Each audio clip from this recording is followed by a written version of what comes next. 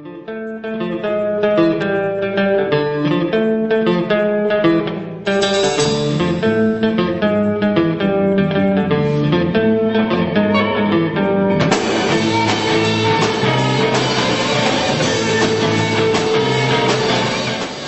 why are you called Troubador?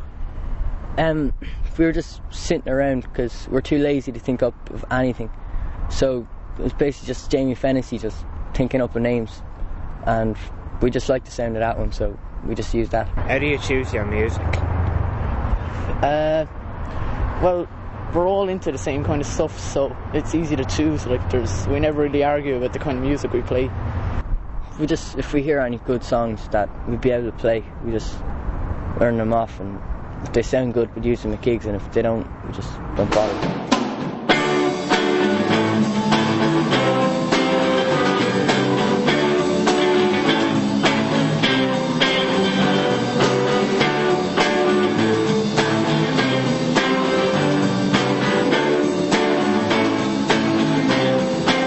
I actually haven't heard, I'd really love to hear him for a full gig to maybe comment more on the original stuff, but what I heard was super.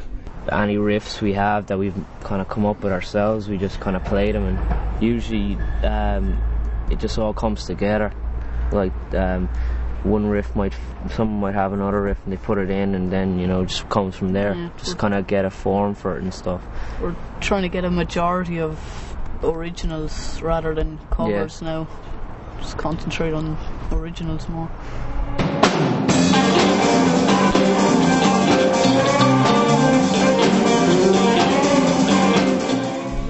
With regards original material, it's when you're working with say somebody who wrote a tune, and they have the idea and they have the concept in their head, and you're trying to get it out of them.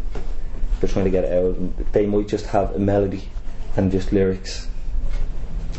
So what you've got to do then, putting the structure around that, so that you hold it up. Then you hold up their song for them, and give it the best, give it the best support, so it'll really shine.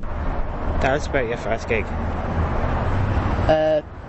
For the first gig, we had a different singer, and he didn't go down too well with us, so we kicked him out. But the first gig was okay. We got a good response because most of our friends were in the audience anyway, so it was okay.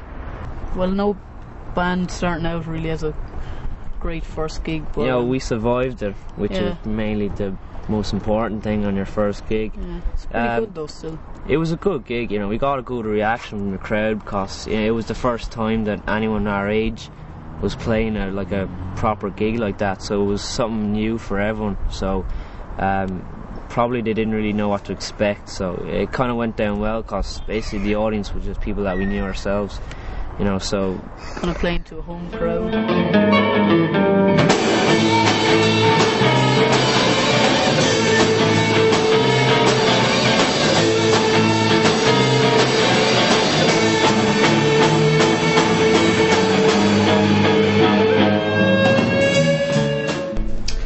You're not going to get anywhere without any promotion, whether it be papers, posters,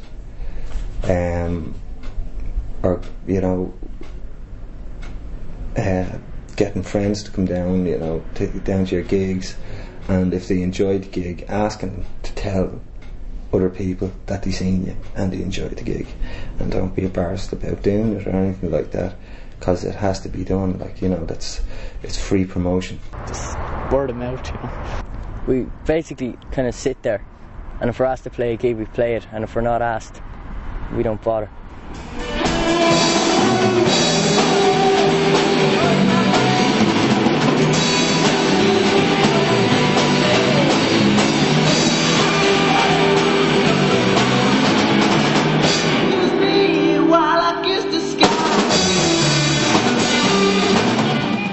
Do you like any local bands?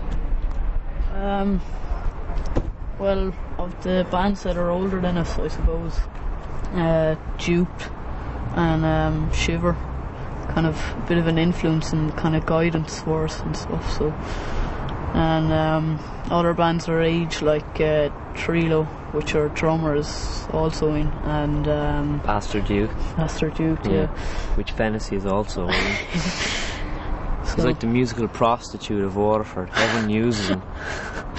So yeah, good drummer. he's a good drummer. Yeah.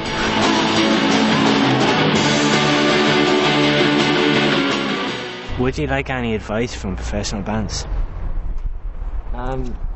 Yeah, I suppose it would help, you know, just to see what, if we're, I don't know, doing anything wrong or what we're doing right, you know. Yeah. Just to kind of get a kind of older, more Opinion. experienced person, you know, just give us our opinion.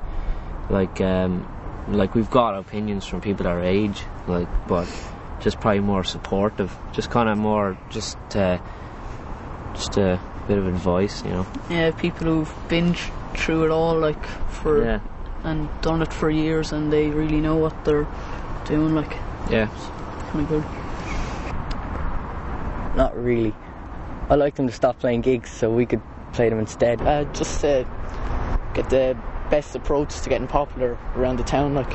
Record as well. Record your practices. You know, when you're practicing, record them, and you can listen back to it. Then you can go like, oh, maybe that bit didn't work. Cause it's good, even to listen back to it a week later, and you've got fresh ears. You're listening to it, and you go like, all right, that's something a bit wrong with that, or a bit right with that. You know, so that's probably a good way to, even for your own, when you're practicing yourself, record yourself practicing as well and listen back to it.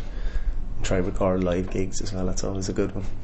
Don't be afraid to, you know, rip off other people's material. Like in regards riffs, you might go, well, that's a fucking, you know, whatever.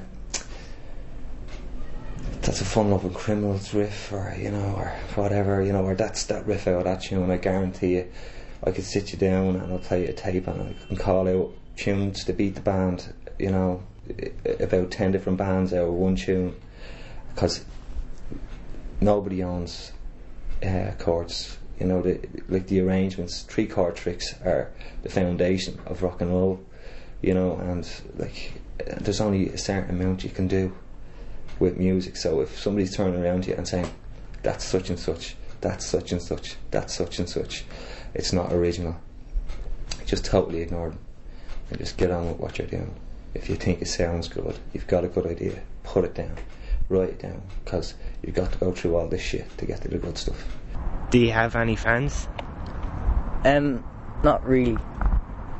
There's a couple of people that kind of come up and say, oh, you're great at the last gig or whatever, but I won't say we have any real fans. Like.